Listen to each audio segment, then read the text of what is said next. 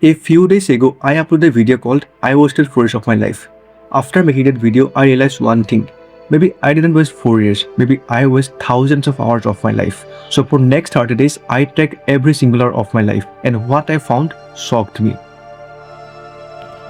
For years, I keep saying I don't have enough time. I said it when I skipped workout, when I skipped study session and videos. Then I tracked every single hour. No excuse, just truth. The first week was painful. I wasn't working as hard as I thought. You know what? Small distractions look harmless alone, but together they stole hours, and eventually those hours become years. And I realized the real problem wasn't social media. The real problem was starting. I spent more time preparing for work than actually working, and the preparation became my favorite form of procrastination. So I made one simple rule: start immediately.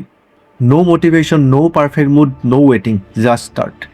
And you know what? Most of us don't need more time, we need more honesty. Because the moment you see where your time is actually going, excuses begin to disappear.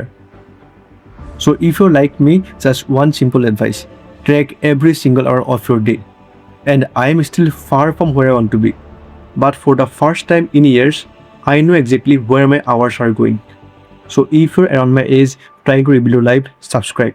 We'll do it together.